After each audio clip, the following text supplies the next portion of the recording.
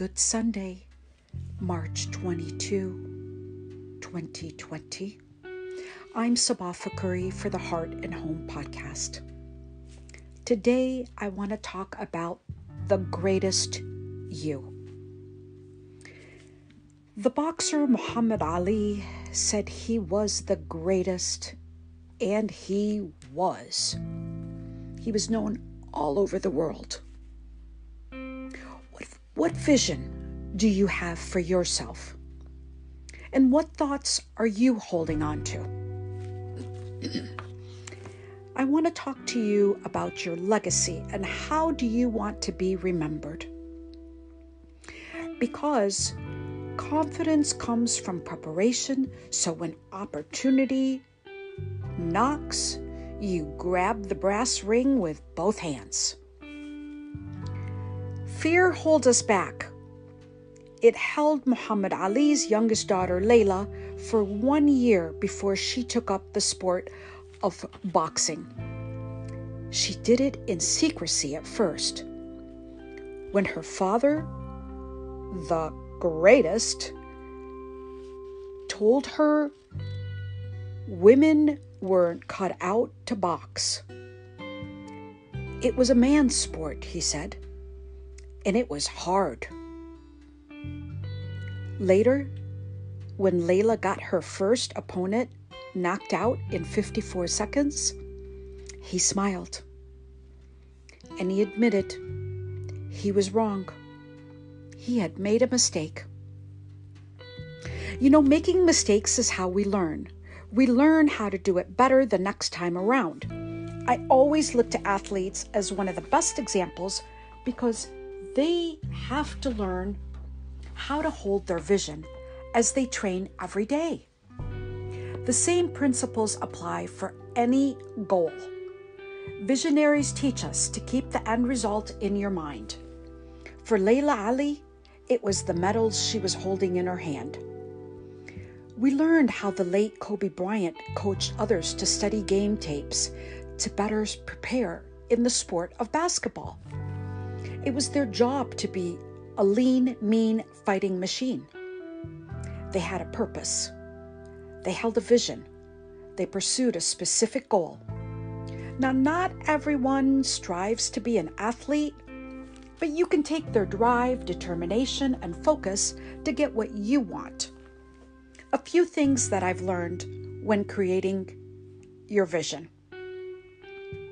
Keep it general. Don't worry about the details or the how, because those worries will keep you from putting yourself in motion toward your goals. If you're wondering why you don't have what you want or why everyone isn't happy, healthy, and rich, it's because their focus is on other things. I don't have to tell you that many people are busy trying to stay alive, wondering where their next meal will come from, their next drink, getting high, or having sex. It's human nature to gravitate toward escapism and things that make us feel better. Oh, and food is also in that mix. Emotional eating has left almost half of Americans struggling with obesity and other health issues as a result of not taking care of their bodies. However, we feed our body two things: food and thoughts. If you look at yourself in the mirror and you don't like what you see, change it. If you have the power to do that. It's not about willpower, though. That only lasts so long before you lose steam. In an earlier podcast, I shared my struggles with my weight, but I knew it was more than just changing one habit, such as stopping the consumption of sugary drinks. I had to do more, such as exercise, so I began walking every day because it was easier and funner to circle the neighborhood and get fresh air. Being outdoors is the best thing because you also gain vitamin D from the sunlight, which leads to better mental health. Even if it's cloudy, go out anyways. Raining, no problem. I can remember one day I decided that I wasn't going to let the rain stop me. I grabbed an umbrella and ran with the umbrella. The sun is there above the clouds. You don't have to see it. Of course, clear blue skies are ideal, but not always a reality depending on what area of the country you live in. As our world changes each day, we have to realize that we have to adapt to those changes. It's best to go with the flow rather than against it. This is an opportunity to reinvent yourself and your life because we don't know what's going to happen tomorrow. Having a dream, a goal, a vision gives you something to focus on instead of going down the path of fear if you focus on the doom and gloom of the coronavirus pandemic, especially in Italy right now. Doctors there are warning us that this could happen here. Stories of the faces of the U.S. victims of coronavirus began to appear in the media yesterday with the loss of a colleague at NBC, a family in New Jersey, a DJ in New Orleans. They're not all elderly either, folks. And they were gone fast, within weeks of getting pneumonia or feeling ill.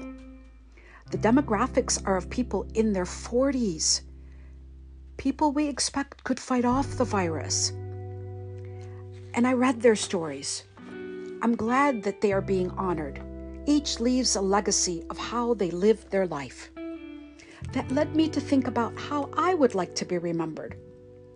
It also made me aware that anyone's days could be cut short. Here I am, making plans, writing, reading, and learning from podcasts and webinars, worrying about my aging parents, thinking that I'm going to be able to weather the storm. But I don't know that for sure. If anything does happen to me and I do die with my dreams inside of me, I know that I was the greatest aunt to 16 nieces and nephews. That I know for sure. I was a good worker, showed up on time, gave my all to help others, and at times, insubordinate. But all that doesn't matter. Disagreements don't define your relationships. You do by how you frame them, react to them, and or learn from them. So you become a better person. That's what you are today. Because of the adversity, you've become the greatest you. And that's something that should make you proud. I wouldn't want it any other way. For the Heart and Home podcast, I'm Sabah Fakuri. Thank you for listening.